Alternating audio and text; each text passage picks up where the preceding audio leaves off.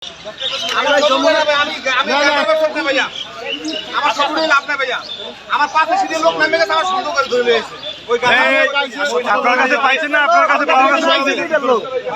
উনি জড়িত না, এক টিকিটের লোক। এক টিকিটের লোক হইলে তো উনি অবশ্যই আপনি জিজ্ঞেস করেন, না আমি ধরতে না ভাইয়া, আমি ধরতে না ভাইয়া। ভাইয়া আমার তো উপায় নাই, আব্দুর রব ভাইয়া, আমার আব্দুর রব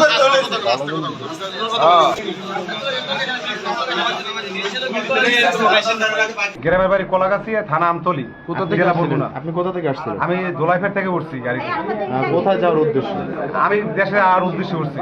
প্রতিটা মহিলা থেকে শুরু করে পুরুষ সকলের বডিও চেক আপ করা হয়েছে। তো ওই মহিলার পায়ের নিচে ব্যাগ ছিল, ব্যাগের মধ্যে নিচেও এরকম 5টা যে টোপলা ছিল গাজার, আর উপরে সে জামা কাপড় দিয়ে রাখছে। জামা কাপড় দিয়ে রাখার পরে আমরা চেক আপ করতে করতে এরকম পাইছি। পাওয়ার পরে তাকে ধরা হয়েছে, ধরার পরে আমরা তাকে নিচে নিয়ে আসছি, নিচে গাড়ির নিচে নামাইলাম। পরে তার মুখ খোলা হইতে চাইতেছিল, সে মুখ খুলবে না, কারণ সে অপরাধী এই জন্য।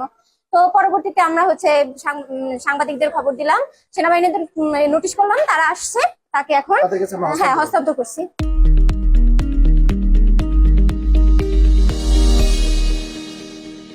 এখানে হচ্ছে আমাদের শিক্ষার্থীরা ছিল আমতলা মোড়ে পানি ট্যাঙ্কের আর কি, ওই যে রোড অ্যান্ড হচ্ছে যে এইটা আর কি। তো ওইখানে ওরা হচ্ছে যে একটা বাসে, মেবি লাবিবা বাসে ওইখানে হচ্ছে তারা সার্চ করতেছিল। মানে আমাদের গতকালকে শুনেছি হচ্ছে কিছু টাকা পাচার হচ্ছে আর কি। তো এই সোর্সে হচ্ছে বরিশালে যারা শিক্ষার্থী ছিল তারা হচ্ছে বিভিন্ন জায়গায় তারা অবস্থানরত ছিল, এবং তারা হচ্ছে বিভিন্ন সন্দেহ যদি দেখে তাহলে ওই ব্যাগ তারা সার্চ করতেছিল। তো এমন অবস্থায় তারা একটা ব্যাগ দেখে, এবং ব্যাগের ভিতরে দেখে যে তারা গাঁজা আর কি, গাঁজা দেখেনি, ওটা প্লাস্টিকে কস্টেপ দিয়ে মোড়ানো ছিল আর কি।